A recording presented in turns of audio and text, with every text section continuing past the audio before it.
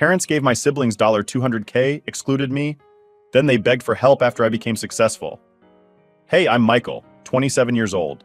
I guess you could say my whole life, I've been the one that got overlooked. I've got two siblings, my older sister Sarah and my younger brother Chris, and to say they were always the golden children is an understatement. It's like they could never do anything wrong in my parents' eyes. Meanwhile, I was just there, I guess. Growing up, Sarah was the perfect student, always getting straight A's, involved in all these school activities, and then she went off to some fancy Ivy League college. My parents were obsessed with it. I swear, from the day she got her acceptance letter, they couldn't stop talking about how proud they were. They threw her this big celebration party, invited all the family and friends. It was like we were having a second Christmas just for Sarah's academic success. Chris, on the other hand, didn't even need to try hard. Things just seemed to work out for him. He followed Sarah's footsteps and got into some fancy grad school program. My parents made sure everything was set up for him too. They covered his tuition, helped him move, got him a new laptop, you name it. And then there was me. I didn't get into any Ivy League school. I went to a state college. It was a good school, but I could feel that it wasn't something my parents would brag about like they did with Sarah and Chris. When I told them I'd gotten accepted, they kind of nodded and said something like, "That's great, Michael." But I could tell their hearts weren't really in it. No celebration, no party. I was lucky if we ordered takeout that night. I guess I tried not to let it bother me, but the older I got, the more I noticed just how different things were for me compared to them. It wasn't just the attention, it was the money too. Like Sarah's wedding? $200,000. No joke. My parents went all out. Venue, catering, the dress, everything. They treated it like the event of the century. I mean, they even flew some of our family in from out of state. For Chris, they paid for his entire graduate degree and helped him out with rent until he could get on his feet. Emily, the youngest, didn't even have to worry about student loans. They covered those too. But me?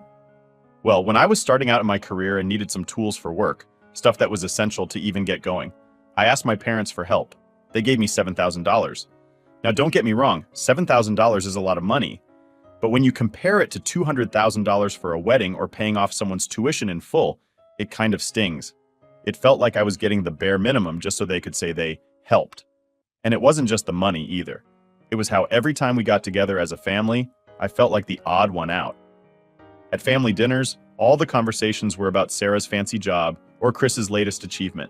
They'd sit there talking about their vacations, new house upgrades, or whatever expensive thing they were planning next. Meanwhile, I'd be sitting there, eating my food, trying to think of something to contribute to the conversation. But honestly, what was I going to say? Hey, I just finished a big project at work and I'm still paying off my car. It felt like my achievements were just kind of small potatoes compared to what they were doing.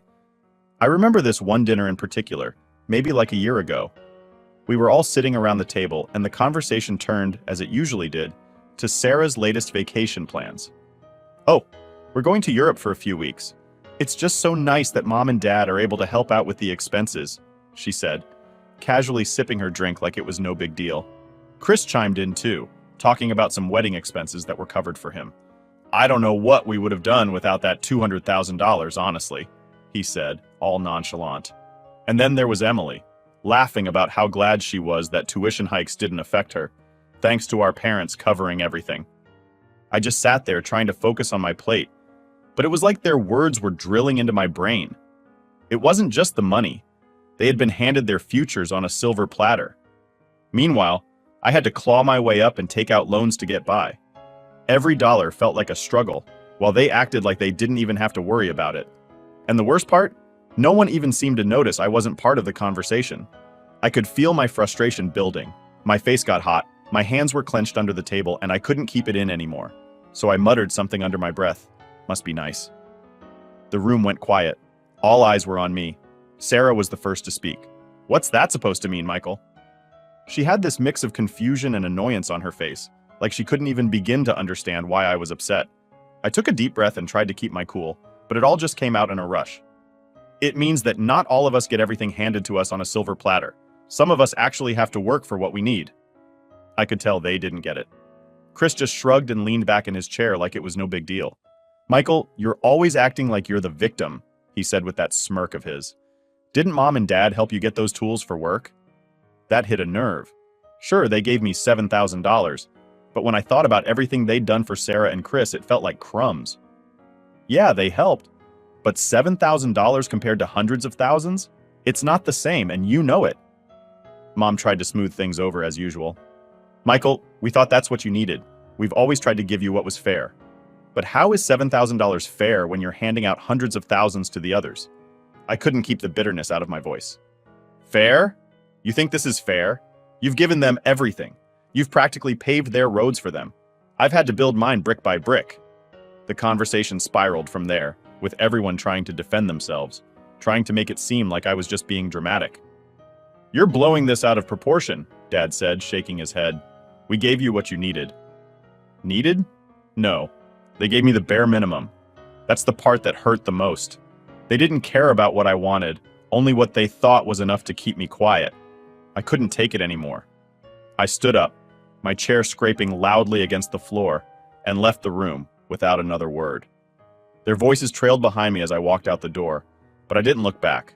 I was done being the forgotten one, the one who always got the leftovers. When I stormed out of the house that night, I was fuming. I don't think I've ever been that mad. I could feel my heart pounding in my chest like it was trying to break free, and every step I took down the driveway, it felt like the world was closing in on me. I didn't even know where I was going. I just knew I needed to get away. Far away.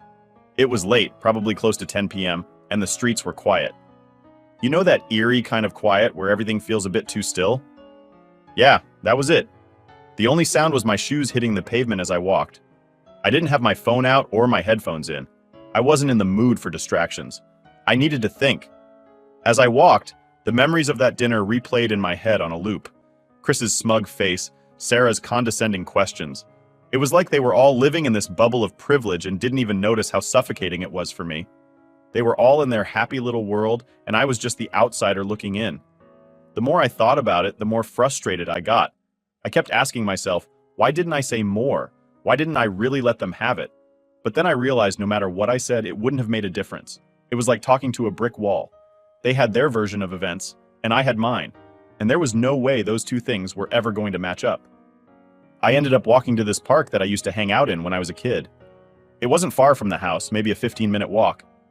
There was this old bench near the playground, kind of hidden in the corner by some trees. It was one of those places you go when you just need to get away from everything. And that's exactly what I needed. I sat down, leaning back against the cold wood, and just stared up at the sky. It was one of those clear nights where you could see all the stars. Normally I'd find it calming, but that night it didn't help. All I could think about was how unfair everything was. How I'd spent my whole life trying to measure up, only to be left with scraps while my siblings were given everything on a silver platter. My phone buzzed in my pocket, and for a second I debated not looking at it. But curiosity got the best of me, so I pulled it out. Of course, it was a text from Emily. Michael, where did you go? You need to come back. Let's talk about this. Talk. Yeah, right. I'd heard that before. Talking never fixed anything in my family. It was always the same old story. Mom and Dad explaining why things were the way they were, and me being told to just accept it. But this time, I wasn't in the mood for more excuses. I didn't respond to the text, just shoved my phone back in my pocket. I wasn't ready to deal with Emily, or any of them for that matter. I needed time to cool off and think things through. Sitting there, I started to go over everything in my head. The years of being overlooked, the moments when I felt like an afterthought. I mean, sure, I wasn't a perfect kid, but I didn't deserve to be treated like I was less important than the others. It wasn't about the money, not really. It was about being seen, being valued. And for whatever reason, my parents had decided that my dreams, my needs, didn't matter as much as Sarah's or Chris's. I kicked a rock with my foot, watching it roll across the playground. I couldn't stay out there forever, even though the idea of never going back to that house was tempting. Eventually, I had to figure out what I was going to do. But for now, I just needed to be alone. I don't know how long I sat there, but after a while, the cold started to creep in. Fall was just around the corner, and the nights were getting chillier. I pulled my jacket tighter around me, feeling the wind cut through the thin fabric. I thought about heading home, but the idea of walking back into that house, facing them after everything that had happened, felt unbearable. My phone buzzed again. This time it was a call. Emily's name flashed across the screen. I stared at it for a moment, considering whether or not to pick up. Part of me wanted to just ignore it, but another part of me thought, maybe she actually gets it this time. I hesitated for a few more seconds before finally swiping to answer. Michael, where are you? Emily's voice came through, calm but with that usual hint of superiority that always grated on my nerves. "Doesn't matter," I replied, my voice flat. "I'm not coming back tonight." "Come on, you're being ridiculous. We're family. We need to talk this out," she said, like it was that simple.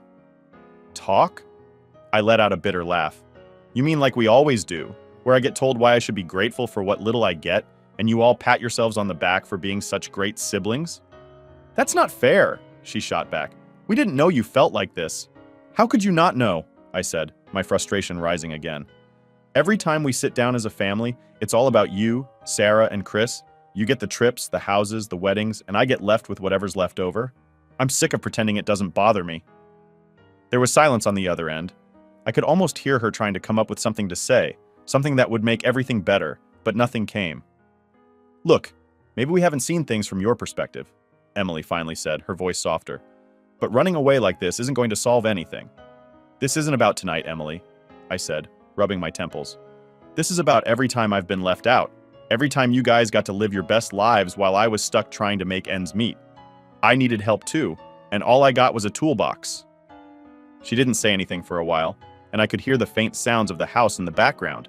Laughter, dishes clinking, like nothing had even happened, like I didn't matter. "Just come back," she said eventually. "We'll figure it out, okay?" But I wasn't ready to figure anything out. Not with them. Not yet. "I need time," I said, before hanging up and shoving my phone back in my pocket. I leaned back on the bench and stared at the stars again. It was going to take more than just a conversation to fix this. They didn't understand, and maybe they never would. But at least for tonight, I wasn't going to be the one sitting quietly, pretending everything was okay. I didn't sleep much that night after walking out of the park. When I got back to my apartment, my mind was still racing, and the weight of everything that happened sat heavy on my chest. I just lay there in bed, staring up at the ceiling, replaying the dinner over and over again. No matter how many times I went through it in my head, I couldn't figure out how it got to this point. How was it that my own family could be so blind to everything I'd been dealing with for years? I mean, I get it, they were busy with their own lives, but was it really that hard to see how unfair things had been? As the hours ticked by, I started thinking deeper about what had happened. Not just at dinner, but everything that led up to it. All the years of being left out, all the moments I'd brushed off as no big deal when really they had been building up. One on top of the other. I realized that this wasn't just some one-time thing. This had been going on for as long as I could remember. It wasn't just about the money. Sure, the financial stuff hurt, but it was more than that. It was about how I'd been treated, how I'd always been the one who had to fend for myself while they were being taken care of. I was the one who had to figure things out on my own. And honestly, it wasn't even like I wanted their help. I just wanted them to see me, to acknowledge that I existed, and that my life mattered just as much as Sarah's and Chris's. As I lay there in bed, staring into the darkness, I realized something else. I wasn't angry anymore. I mean, I was still frustrated, but the fire I'd felt earlier had simmered down. Instead, I felt this deep sense of exhaustion.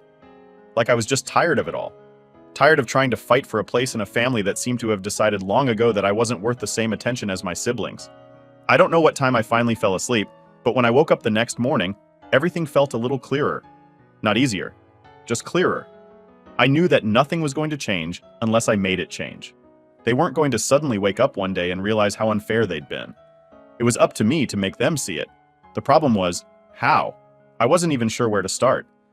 Part of me wanted to just cut ties completely and go on with my life. But deep down, I knew that wasn't the answer. As messed up as things were, they were still my family. I didn't want to walk away from them, not entirely. I just wanted things to be different. I sat on the edge of my bed for a long time that morning, staring out the window at the empty street below. It was early, barely past 7 a.m., and everything was still and quiet. I couldn't stop thinking about all the times I'd tried to bring up these issues before, how I'd hinted at the unfairness only to be brushed off or told I was overreacting. But I wasn't overreacting. I just never had the chance to really lay it all out for them. That's when it hit me. The only way they were going to understand was if I showed them, plain and simple. I needed to spell it out in a way they couldn't ignore or argue against. Numbers don't lie, right? I wasn't sure if they'd listen, but at least they wouldn't be able to dismiss me as dramatic or jealous like they had so many times before. I spent the rest of the morning digging through old files, emails, bank statements, anything that could help me make my point. I had receipts for the tools my parents helped me buy, but I also knew they'd helped Sarah and Chris with so much more over the years. I started putting everything together, organizing it all into neat little piles that told the story I'd been trying to tell for years. It wasn't easy. Going through all those old documents was like ripping open old wounds. I found emails where my parents had promised Sarah money for a down payment on her house, and then I found texts from my dad saying they couldn't really help me out with rent because they had already given a lot to Sarah that year. It stung. It really stung. But it also motivated me. This wasn't just in my head. I had the proof right in front of me. As I worked, my phone buzzed a few times. More texts from Emily, probably still trying to get me to talk it out. I didn't respond. I wasn't ready to talk. I needed to be prepared first, and I wasn't there yet. I ended up working all day. By the time I finished putting everything together, it was late afternoon, and I was drained, mentally and emotionally. But I had something solid now, something I could take to them and say, "Look, this is what I've been dealing with. This is why I'm upset." It felt like a weird kind of victory, but not in a happy way. More like, okay, now they have to listen. It wasn't going to be easy, and I knew they'd probably get defensive, especially Sarah. She always acted like she was entitled to everything she got, but I was ready for that now. I leaned back in my chair and stared at the pile of papers in front of me. For the first time in a long time, I felt like I was in control of something. I wasn't just sitting back and letting things happen to me anymore. I was taking charge of the situation. Now, all that was left was to decide when and how I was going to confront them. I didn't want to do it over the phone or through texts. This needed to be face-to-face. But the thought of sitting down with all of them again after what happened at dinner made my stomach turn. It was going to be awkward as hell, but it had to be done. I knew they were planning another family dinner soon, something for Emily's birthday. The timing wasn't great. Who wants to ruin a birthday? But honestly, when was there ever a good time to bring this stuff up? There wasn't. And I wasn't about to wait around for another year hoping things would magically get better. So that was it. I'd confront them at Emily's birthday dinner. It wasn't going to be pretty, and it definitely wasn't going to be easy, but it was time to stop pretending like everything was fine. I wasn't going to be the forgotten one anymore. When the day of Emily's birthday dinner rolled around, I was nervous. I had everything ready. Every document, every piece of evidence that showed just how much my parents had favored Sarah and Chris over me. But knowing I was about to walk into a situation that was going to be awkward, uncomfortable, and probably end with a lot of yelling, didn't sit right with me. I wasn't trying to ruin Emily's birthday, but there wasn't exactly a perfect moment to do this. It had to happen, and it had to be soon. I got to my parents' house a little early, probably to give myself time to calm my nerves. When I walked in, everything seemed normal, like nothing had happened a few nights ago at that disaster of a family dinner. Mom was bustling around the kitchen, putting the finishing touches on dinner, and Dad was out back, grilling something on the BBQ like he always did when the weather was nice. Emily was sitting on the couch, scrolling through her phone, completely oblivious to what was about to go down. She looked up when she saw me and gave me a smile. "Hey Michael, you good?" she asked, like everything was fine between us. "Yeah, I'm fine," I said, trying to keep my voice steady. I wasn't fine, though. My heart was racing, and I could feel the folder full of documents tucked under my arm like it was burning a hole through my shirt, but I had to keep it together. Sarah and Chris showed up not long after, laughing and chatting like they hadn't noticed anything wrong either. It was amazing how easily they just moved on from things. Meanwhile, I'd been carrying the weight of all this crap for years, and it was finally about to explode. We sat down to eat, and for the first 20 minutes or so, it was the same as always. Mom asked about work. Sarah talked about some upcoming vacation with her husband. Chris made a joke about how he still couldn't believe how expensive weddings were. I sat there, barely touching my food, waiting for the right moment. And then it came. After we'd finished eating and everyone was settling into dessert, I put my fork down and cleared my throat. "I need to talk to you all," I said, my voice sounding way more confident than I felt. Everyone looked up at me, confused. Dad raised an eyebrow. "What's up, Michael?" I took a deep breath and opened the folder, pulling out the first set of documents. I've been thinking a lot about what happened the other night, and I realized that I've never really laid it all out for you guys. I've been carrying this around for years, and it's time I showed you why I feel the way I do. Mom looked concerned, glancing at the folder. "Michael, can't we just enjoy the evening? It's Emily's birthday. I know, I interrupted, trying not to let her guilt me into backing down. And I'm sorry, but there's never going to be a good time to do this. I need you all to listen. I stood up and walked over to the living room, hooking my laptop up to the TV. I could feel everyone's eyes on me as I clicked through the folders on my desktop, pulling up the presentation I'd spent days putting together. It wasn't fancy, just a slideshow with numbers, dates, and pictures of the documents I'd gathered. The first slide was simple, a chart comparing how much my parents had spent on each of us for education. Sarah's name was at the top, followed by Chris, then Emily. My name sat at the bottom, with a number that was embarrassingly low compared to the rest. "What's this?" Chris asked, leaning forward on the couch. "This is what I've been dealing with," I said, keeping my voice calm even though my hands were shaking. "This is how much you spent on Sarah's college tuition. And this," I clicked to the next slide, "is how much you spent on Chris's graduate degree. And here's Emily's, all her student loans covered." I paused for a moment, letting the numbers sink in. Sarah and Chris exchanged uncomfortable glances, but no one said anything yet. "And this," I said, clicking to the final slide, "is how much you gave me. $7,000 for tools. That's it. No tuition help, no house down payment, no wedding fund, just $7,000. The room was silent. I could see the wheels turning in their heads as they processed the numbers. Mom looked like she was about to cry, and Dad was frowning, clearly not happy with where this was going. "Michael," Mom started, but I cut her off. "I'm not saying you didn't help me," I said, trying to stay calm. "But you can't sit there and tell me this is fair. Look at the difference. You gave them everything they needed to get ahead, and I got leftovers." Dad sighed and leaned back in his chair, crossing his arms. "We gave you what we thought you needed, Michael. You didn't ask for help with school." "I didn't ask because I knew you wouldn't offer," I shot back. "And I shouldn't have to beg to get the same support Sarah and Chris got. You just handed it to them. You didn't even think twice." Sarah, who had been quiet up until now, finally spoke. "Michael, why are you bringing this up now? We never knew you felt this way."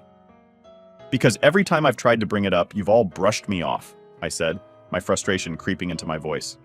"Every time I've hinted that maybe things aren't as fair as you think, you've told me to stop being dramatic or that I should be grateful for what I got. But it's not about the money. It's about how you've all made me feel like I don't matter as much as you." Emily looked down at her plate, clearly uncomfortable with the whole thing. "I didn't know it was this bad, Michael," she mumbled. "That's the point," I said, clicking off the presentation. "None of you knew because none of you bothered to look. You were all too busy living your perfect lives, and I was just there, trying to keep my head above water." There was a long pause after that. Mom wiped a tear from her eye, and Dad was still frowning, but no one argued. For the first time, I felt like maybe, just maybe, they were starting to understand. "I'm not asking for an apology," I said, breaking the silence. "I just wanted you to see what I've been dealing with. I wanted you to understand why I feel the way I do." The room stayed quiet, and I could feel the tension in the air. No one knew what to say, and honestly, that was fine with me. I didn't need them to say anything. I just needed them to see. After my presentation, I could tell no one really knew what to say. The air was thick, like the tension had just doubled, and everyone was stuck in their heads trying to figure out how to respond without making things worse. Honestly, I wasn't expecting an immediate apology or some big resolution right there at the table. But I had hope for something. Maybe some acknowledgement that what I'd been feeling wasn't all in my head. I sat back down, my heart still racing. I could see my mom fidgeting with her napkin, her eyes darting from one of my siblings to the next, trying to gauge what everyone was thinking. Dad hadn't said much since the presentation started, but I could tell he wasn't happy. His arms were crossed, and his jaw was clenched like he was trying to keep himself from saying the wrong thing. Classic dad move, hold it in until he explodes later. Sarah finally broke the silence. "I didn't realize it was that bad," she said softly, her voice sounding more serious than I was used to. She didn't look at me though, just kind of stared down at the table, poking at the remains of her cake. I raised an eyebrow. "You didn't realize? Come on, Sarah, it's not like this is new. I've been dropping hints for years, and every time I brought something up, it got brushed aside." She glanced at me for a split second before going back to her cake. "I don't know. I guess I don't know." It wasn't much of an answer, but at least she was saying something. Chris, on the other hand, still looked annoyed, like I'd just ruined a perfectly good evening with all my drama. "Michael, I get that you feel like you've been left out or whatever, but we all got what we needed," he said, leaning back in his chair. "I mean, I worked hard too. Just because Mom and Dad helped me out doesn't mean I didn't put in the effort." That hit a nerve. Effort. Are you serious, Chris? I'm not saying you didn't work hard, but you didn't have to struggle the way I did, I snapped. You always had a safety net. Mom and Dad were there for you every step of the way, making sure you had everything you needed. Meanwhile, I was scraping by, trying to figure things out on my own. It's not the same, and you know it. Chris shrugged, like he still didn't get it, or didn't care to. It's not about effort, I continued, trying to keep my voice steady. It's about how you guys got handed opportunities I never had. It's about the difference between me having to hustle just to get by, while you had the luxury of focusing on your dreams without worrying about rent or bills. Emily, who'd been quiet this whole time, finally spoke up. Michael, I'm sorry. I really didn't know you felt this way. I didn't even think about the money side of things. I sighed. That's the thing. No one thought about it because it wasn't affecting you. It's easy to ignore something when it doesn't directly impact your life. She nodded, looking a little guilty, and for a moment I thought maybe she actually got it. Maybe they all did, at least a little, but I still wasn't convinced. Dad cleared his throat, and we all turned to him. He'd been so quiet I'd almost forgotten he was sitting there. Michael, your mom and I, we never meant to make you feel this way, he said, his voice slow and careful, like he was picking each word cautiously. We thought we were doing what was best for all of you. I could feel the frustration bubbling up again, but I bit my tongue. I needed to hear him out. We gave Sarah and Chris what they needed for school because that's what they asked for. You, on the other hand, you never really asked for much. You always seemed so independent, like you didn't want our help. I blinked at him, not sure if he was being serious or if he just didn't get it. Dad, I didn't ask for help because every time I tried, I was told there wasn't any money left, or that you'd already done enough for me. What was the point of asking if I knew what the answer was going to be? Mom jumped in at that point, her voice softer, almost pleading. Michael, we did what we thought was fair, based on what each of you needed at the time. Maybe we didn't realize the gap was so big, but we were trying to do our best. I shook my head, rubbing my temples. It's not just about the money, Mom. It's about how I've been made to feel like the odd one out my entire life. You guys were so wrapped up in making sure Sarah and Chris were taken care of that you didn't even notice I was struggling. I wasn't asking for a handout. I was just asking to be seen. The room fell silent again, the weight of my words hanging in the air. I could tell my parents were processing it, trying to figure out how to respond. Dad let out a long sigh, looking older than I remembered. Michael, we never wanted to make you feel like you didn't matter. We love you. You know that, right? I nodded, but it felt hollow. I know you love me, but love isn't just about words. It's about actions. And your actions have made it pretty clear where your priorities were. Mom wiped at her eyes with a tissue, her voice trembling as she spoke. We didn't mean to hurt you, Michael. We really didn't. I could feel my anger starting to fade, replaced by a dull ache in my chest. I wasn't looking to hurt them either. I just wanted things to be different. I wanted them to understand how much this had affected me, and I wasn't sure if they fully did. But at least the conversation was happening. That was something, right? Sarah cleared her throat, breaking the silence. I think we need to figure out a way to make this right. It's not fair that Michael's been left out, and we can't just ignore that. Chris nodded, though he still didn't look happy about it. Yeah, maybe we can figure something out. Mom and Dad exchanged a glance, and for the first time in a long time, it felt like we were all on the same page, or at least heading in the right direction. I leaned back in my chair, feeling a mix of exhaustion and relief. This wasn't going to fix everything. Years of feeling like the forgotten one in my family weren't going to disappear overnight. But maybe, just maybe, this was the start of something better. After that last family dinner, I told my parents and siblings that I'd had enough. I was done being the afterthought, done being the one who always had to accept less while they got more. I remember sitting there, telling them that I planned on talking to the rest of the family about it. I wanted to hear their opinions because honestly, I was curious if anyone else had ever noticed how I'd been treated. That's when my dad, of all people, turned to me with this cold look on his face. Michael, you should just be happy with what you got, he said. If you don't like it, then maybe you should leave. That hit hard. I mean, I always knew where I stood with them, but hearing it so bluntly like that, it felt like the last nail in the coffin. So I did exactly what he said. I left. Not just that night, but for good. From that point on, I decided to focus on me. I had wasted too much time trying to get their approval, trying to make them see me as an equal. It wasn't worth it anymore. I threw myself into my work, into building the life I wanted without them weighing me down. I knew I had potential, and I wasn't going to let their lack of support hold me back any longer. It wasn't easy at first. Walking away from your family isn't something you can just do without feeling some guilt. But the more I distanced myself, the more I realized how much energy I had been putting into trying to win their approval. I started to focus on my career, putting in the hours, and really grinding. And guess what?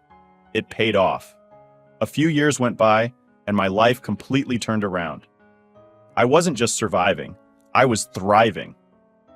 My work was going better than I ever could have imagined. I started off small, just trying to make ends meet, but eventually I grew my business to the point where I was hiring more employees. I had a full team working for me, and the satisfaction of knowing I'd built it all on my own was something I'd never felt before. And here's the thing, I didn't just get by, I did really well. The kind of success that made me look back at all those times I felt like I wasn't good enough and laugh. I had clients coming in from all over, and I was making connections that I never thought I'd have. I guess, in a weird way, walking away from my family pushed me to prove that I could make something of myself without their help. But just as I was settling into this new phase of my life, I got a call. It was from my mom, which surprised me because we hadn't talked much since I left. My phone buzzed and her name flashed on the screen. For a moment, I debated ignoring it, but something in me decided to pick up. "Michael, we need to meet," she said, her voice softer than I remembered. There was something in her tone that I couldn't quite place. It wasn't the usual, "we need to talk" guilt trip I had gotten used to over the years. It sounded desperate. I hesitated. Meeting with them wasn't something I really wanted to do, but curiosity got the better of me. So, after some back and forth, we agreed to meet at a cafe. When I walked in, they were already sitting at a small table near the window. They looked different, tired, older. My dad, who always had this confident, almost arrogant posture, was slouched in his chair, looking more worn out than I'd ever seen him. Mom had dark circles under her eyes, and she kept fidgeting with her cup, which wasn't like her at all. Something was off. "Thanks for coming," my mom said as I sat down. I didn't say much, just nodded, waiting for them to get to the point. After a moment of awkward silence, my dad finally spoke up. "Your siblings? They've cut contact with us," he said, his voice quieter than I expected. I blinked, not sure if I'd heard him right. "What do you mean?" "They don't talk to us anymore," my mom chimed in, her voice shaky. "Sarah moved away with her husband and she won't return our calls. Chris, he's distanced himself too. And Emily, well, we haven't heard from her in months." I sat there, trying to process what they were saying. It was hard to believe, honestly. Sarah, Chris, and Emily had always been the golden children, the ones who could do no wrong in my parents' eyes. Now they were the ones who had walked away. We're struggling, Michael," my mom continued. "Without them, we're really struggling. Financially, emotionally, everything." There it was. The real reason they wanted to meet. They needed help. I leaned back in my chair, feeling a mix of emotions swirling inside me. A part of me felt like this was some kind of twisted karma. They had pushed me aside for years, ignored me when I needed support, and now they were the ones coming to me for help? The irony wasn't lost on me, but at the same time, I didn't feel the satisfaction I thought I would. I wasn't sitting there thinking, "Ha, this is what you deserve." Instead, I just felt tired. Tired of all the drama, the years of resentment, the constant need to prove myself. "So, what exactly do you want from me?" I finally asked, keeping my voice steady. "We were hoping you could help us out," my dad said, avoiding eye contact. "We know things haven't been great between us, but we're really in a tough spot, financially especially." There it was, the money. I should have seen it coming. I looked between the two of them, wondering if they had any idea how ridiculous this all was. The same parents who had told me to be happy with what I got were now asking me for help because their golden children had ditched them. "I don't know," I said honestly. "I mean, you made it pretty clear a few years ago that I wasn't your priority. And now you're asking me to help you because Sarah and Chris don't want to?" They looked at each other, and for a moment, I saw something in their faces that I hadn't seen before. Regret. Real genuine regret. "We know we messed up, Michael," my mom said softly. "We should have treated you better. We didn't realize it until it was too late." I didn't say anything. I didn't know what to say. There was a part of me that wanted to forgive them, to be the bigger person. But another part of me, the part that had spent years feeling overlooked and undervalued, wasn't ready to let go of all that hurt. I'll think about it, I said, standing up to leave. But I'm not making any promises. As I walked out of the cafe, I realized something. I didn't owe them anything. Not anymore.